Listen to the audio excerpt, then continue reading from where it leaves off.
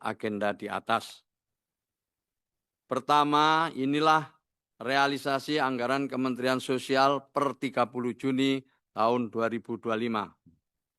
Pagu kami 79 triliun 597 miliar 894 juta 381.000 rupiah. Realisasinya 41 triliun 811 miliar 369 juta 210.574 rupiah atau 52,53%. Anggaran per jenis belanja. Belanja pegawai realisasi 264 miliar lebih atau sekitar 49,23%. Realisasi belanja modal 31 miliar lebih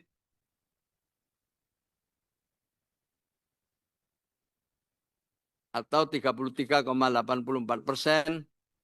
Belanja barang 3 triliun lebih dan realisasi 1 triliun lebih atau 33,37%.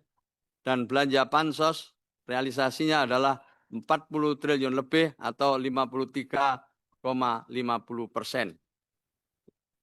Inilah kira-kira gambaran realisasi anggaran kita tahun 2025. Kemudian merujuk pada kebijakan khusus belanja KL tahun anggaran 2026, memanfaatkan belanja KL dalam rangka penguatan tema bidang sektor yang mendukung prioritas pembangunan sesuai arahan Presiden maupun tematik APBN melalui strategi ekonomi dan fiskal yang meliputi beberapa di antaranya yang berkaitan dengan Kementerian Sosial adalah perluasan akses dan peningkatan kualitas pendidikan. Dalam hal ini Kementerian Sosial adalah sekolah rakyat. Sementara itu kebijakan jenis belanja bantuan sosial yang melekat pada Kementerian Sosial tahun 2026 yang pertama melanjutkan penyaluran berbagai program bantuan sosial antara lain seperti program Keluarga Harapan, Kartu Sembako, KIP Kuliah, Program Indonesia Pintar, bantuan premi PBIJKN, dan rehabilitasi sosial.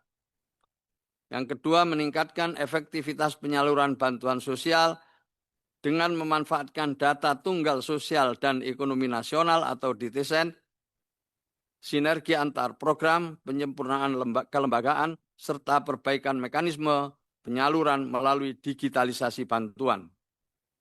Yang ketiga, mendorong pelaksanaan bantuan sosial adaptif dan sepanjang hayat yang dijalankan dengan prinsip keadilan dan inklusif.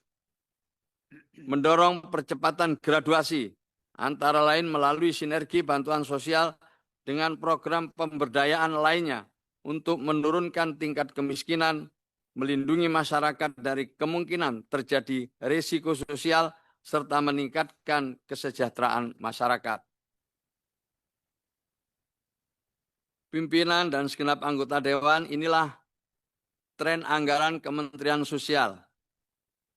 Dari tahun 2001, 108 triliun lebih, sementara pagu indikatif di tahun 2026 menjadi 76 triliun lebih. Sehingga bisa dikatakan ada penurunan 4,47%. Saya ulang, ada penurunan 4,47% dibanding anggaran tahun 2025 yang sebesar 79 triliun lebih. Kami ulangi lagi ini, pagu indikatif Kementerian Sosial tahun 2026 menurun 3 triliun lebih atau sekitar 4,47% dibandingkan anggaran tahun 2025 sebesar 79 triliun lebih. Inilah postur anggaran Kementerian Sosial tahun 2026. Pagu indikatif 76 triliun, Rp38.882.787.000.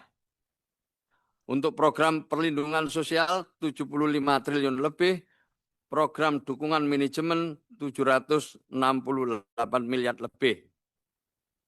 Postur anggaran pada pagu indikatif anggaran tahun 2026 difokuskan pada pemenuhan belanja bantuan sosial dan belanja mengikat seperti gaji pegawai. Pagu indikatif belum mencerminkan kebutuhan bantuan sosial jika terjadi bencana alam, atensi sosial, permakanan lansia, bantuan sosial yatim piatu, dan juga pemberdayaan atau graduasi. Untuk itu dibutuhkan penambahan pagu anggaran. Urgensi penambahan anggaran. Dalam rangka penanganan kemiskinan terkait dengan pemenuhan kebutuhan dasar, peningkatan peranan sosial dan peningkatan pendapatan melalui program pemberdayaan.